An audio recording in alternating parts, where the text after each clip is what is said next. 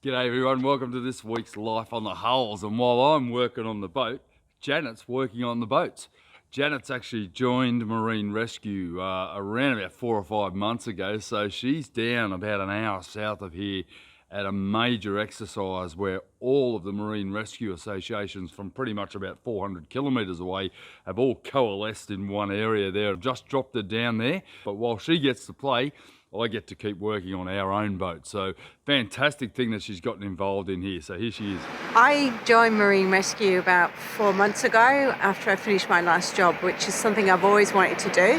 And everyone has made me really welcome. I've been out on the Marine Rescue boats a few times. I've been doing some radio training and a crew training, which has all been a great learning curve for me. And I've been invited to come along this weekend to a surf rescue exercise that includes surf rescue and marine rescue and the police. And there's going to be lots of boats, lots of surf skis, helicopter even, I think. And we're going to be doing an exercise out on the ocean. We do it this time of year, apparently, because it's winter. There's not a lot of boats on the water. So it's a good time for us to collect basically everyone on the south coast of New South Wales to do this exercise. And there's going to be a lot of whales out there as well, so I think they're going to be the biggest obstacle on the ocean, which is an interesting obstacle. But yeah, not quite sure what to expect, but I'm very much so looking forward to it. The description of the vessel is a 5-metre white and black twin tracks named Bluefin, 5 persons on board with a 90. A key part of this large exercise was to build and improve the interoperations between maritime services when conducting large searches. The day started with a scenario briefing to all the services. A recreational fishing vessel logged on with Marine Rescue before it left the harbour at 11:30 p.m. and had not returned at its intended return time of 5 a.m. The last communication was a photo of a large fish caught sent to the boat owner's wife at 1 a.m. Marine Rescue volunteers were ferried out to the larger vessels and headed out of the harbour to start the search. Search and rescue helicopters up. These boys with toys. Yeah.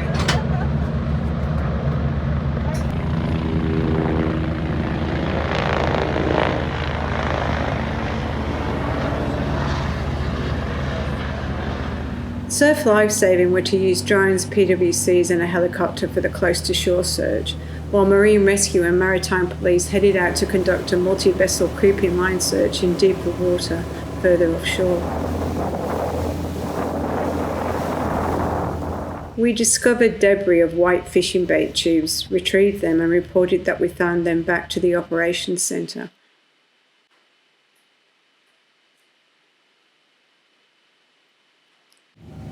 After Surf Lifesaving discovered casualties close to the coast, the larger vessels were moved to a new search area to continue their search.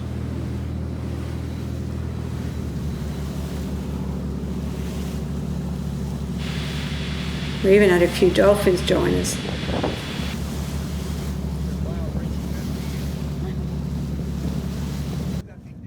Our vessel, JB41, recovered a casualty, brought her on board and returned back to base as soon as possible.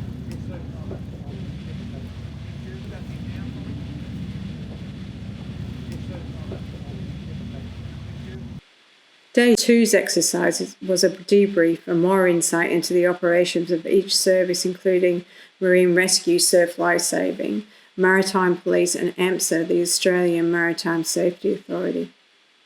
The 2 days made me really appreciate that I was part of a larger tribe of skilled and dedicated volunteers in Marine Rescue.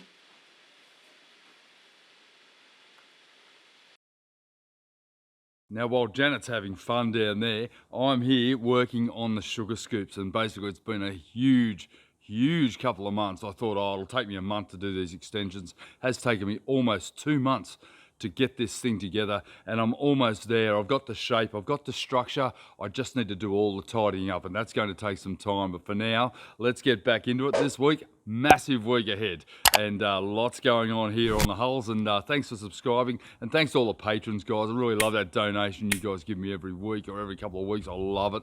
It is really helping me with buying the gear. I've just blown another microphone. If my gear lasts about 5 minutes here, it's a very tough environment. It's dusty. It's a lot of the time there's a lot of condensation in the air here, particularly in the winter months, and my equipment's just not up to it. So thanks, guys. Let's get into it.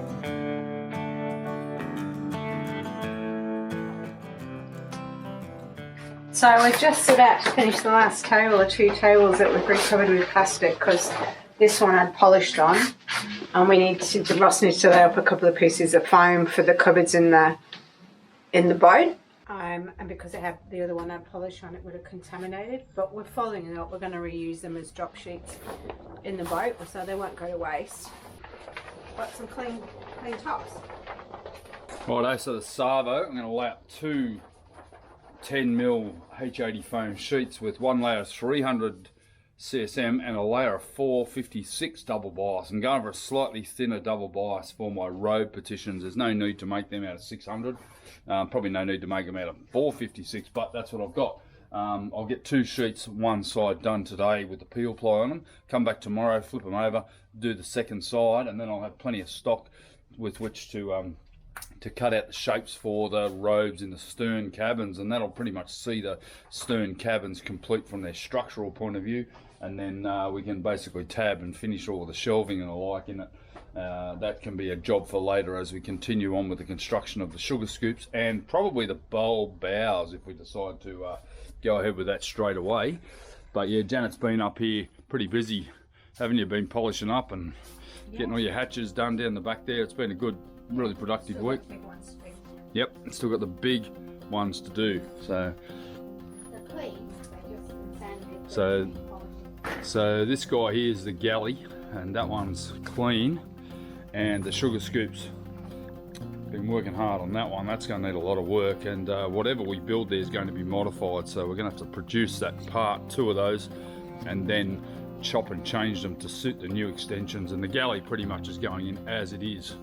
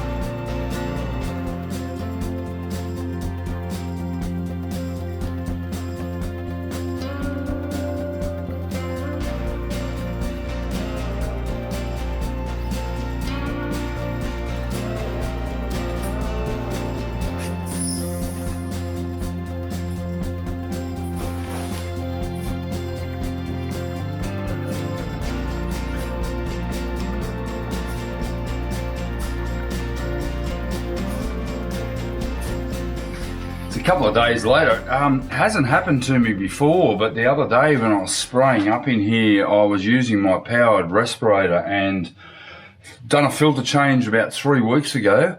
I noticed my throat getting really sore, and yeah, basically by the time I was finished this, I went home, had a beast headache like I've never had before.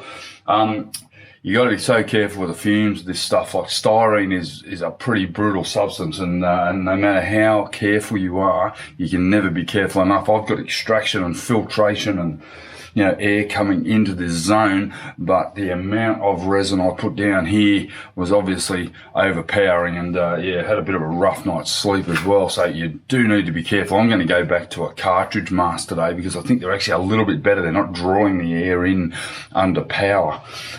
These have now gone off 2 days later. We've had a really incredible rainfall over the last few months, and laminating's just been a nightmare. So the humidity's been right off the charts.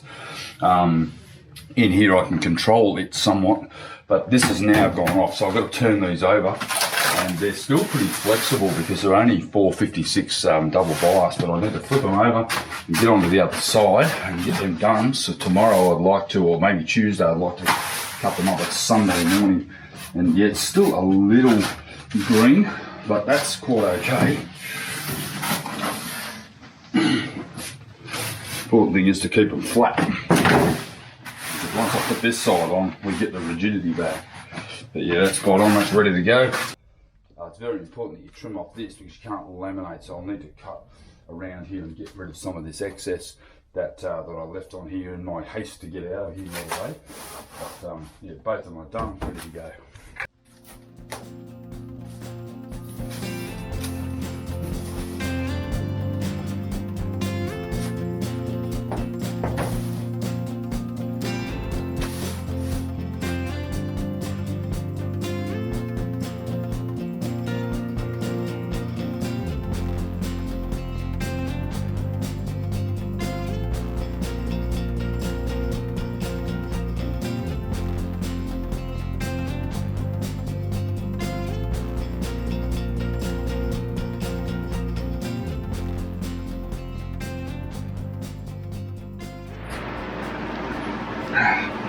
No one likes coming to work on Sundays, but some days I can come up here and in 2 hours I can knock over what will take me 4 hours during a week due to interruptions. There's no one here, I can just get on with my job, and that's just fantastic. So tomorrow we're going to come in, I'm going to basically get those sheets, provided they've cured, I'll be able to start marking out all of the internal robes of the stern cabins, and that's pretty exciting because that's going to pretty much form the end of the storage in the 4 cabins. I haven't dealt with the saloon yet, but that'll deal with that, and then I've got a lot more work to do. As you can see behind me, Janet's been lining up work behind me. We've got the galley mold, 2 sugar scoops, about 7 hatches or 8 hatches to do in fact, and also the roof linings for the port bathroom or head. There's 3 individual moldings that actually are gel coat.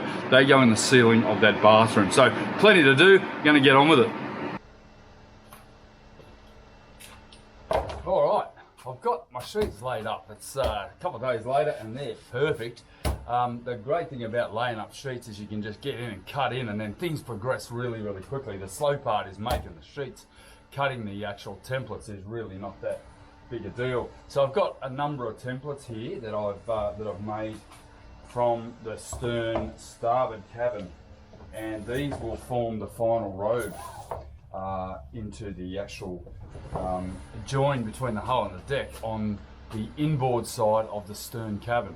Now the important thing is that you want to make sure that you don't waste your sheet, because there's a lot of foam here, and I want to be able to save a lot of this for future jobs as well in areas such as around the back of the engine room, where I intend to do a little bit of blocking and also some extra storage for tools and the like. So that stern cabin on the starboard side is going to be my workshop effectively, although it will double as a bedroom. We can certainly use it as a workshop. That's where I'm going to store all the tools, and that's where I'm going to keep all of my extra bits and pieces and spare parts for motors and the works. So yeah, having all these templates already cut and already made out of MDF is really a simple way of getting forward very quickly. I can mark these on and go and use all of this stuff to do the other side, and then I'll come down and I'll cut all the sheets at once, take them up to the boat, hopefully install them, maybe just place them in place, get them all in with composite angle so that I know where they fit, and then I can get in and fill it and tab them in. So I was able to get the entire 2 robes out of 1 sheet. That's pretty amazing. Got a little bit left over there, which I'll be able to use for something else, but that's not bad templating. That's a 2.4 meter sheet by 1.3. These are a very odd size, these Divinicel sheets. A little bit oversized than what we're used to getting, so it's really nice to get some extra. If it had been the 1200 wide, 1200 millimeter wide, I would not have got this all in. But yeah, that's all templated, all ready to cut out now, and I've actually tried to utilize the same sides here, because really, you know, a 2 or 3 millimeter cut of a saw blade will be filled with tabbing and fillet anyway. So I do like to have a little bit of a gap rather than have a dead fitting together, because it just allows for that expansion of the filler, and the tabbing then takes the place of the gaps. But yeah, definitely a good result there for a couple of hours work to laminate up that sheet. I've got another sheet underneath that I can use for some other petitions.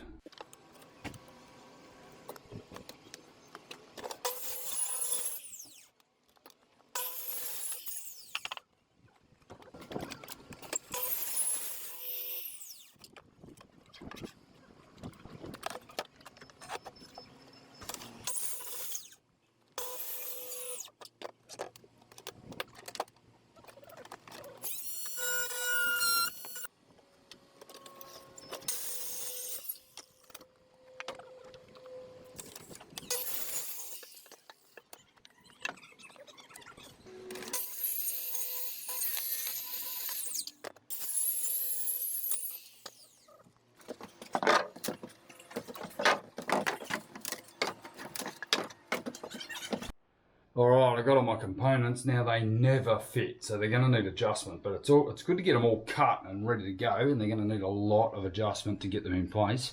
And I've yet to have one that's fit perfectly, because these are never dead straight. None of these walls, none of these chamfer panels are all curved.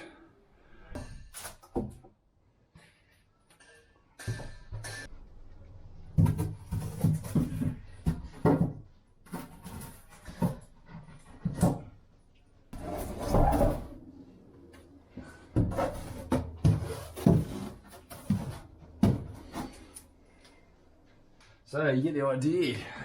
So we'll take a walk in now and a bit of a look at how it's going to look. So we've got a step here with which to get into the bed. That'll have a hatch cut in the top, so I can access the conduits for the electrics and the fuel senders, and a shut-off valve for the fuel. We've got a robe in here, and obviously that's pretty much how that's going to fit. That's good. We've got it all sort of roughed in. Just got to get this piece to fit here. So I can't put this wall in until I get the bed base down, because it's actually going to sit on the bed base, and then there'll be a wooden fiddle from here that goes across, just like in the picture here. But yeah, that's pretty much this room, all its robes complete. I just need to get that all roughed in, put it in, tab it in, and then I'm pretty much ready to go to getting the structure finalised in here, and then I'll start on the other side. It's time to start working on the hull extensions. I've got Janet up in the factory for the last couple of days, polishing up those moulds and those extensions and cleaning them up. I've got to do some preparatory work here. Firstly, I have to get rid of any sort of lip here. It has to be removed, because I intend to glass straight on to the existing sugar scoop from the new mould, and that's going to involve a bit of scarfing of the glass. I'm basically intending to do like a 12:1 ratio to get the first few layers on, and then I'll be able to concave the edge here and then reglass this side and then fair it all in again. So it's going to take a bit of work. I also have to remove the stern section here of the boat. So this part here will be cut out, and basically the new section will be glassed straight onto the existing section, and then I'll have to put some strengthening ribs in it, which could be 30mm foam bearers or rafters, or bearers, I guess you'd call them. And again, I need to continue to remove any sort of a lip here so that the mould is absolutely flush. It's actually not feeling too bad, but I do want a really nice join here, and then I'm going to have to fair this back around probably about 5 or 6 centimetres back into here to make sure that the boat actually stays level all the way along. So there's a bit of work to do here, and I'm going to get into it with the grinder and just start the process. And it is going to take quite a bit of effort to get this whole thing integrated.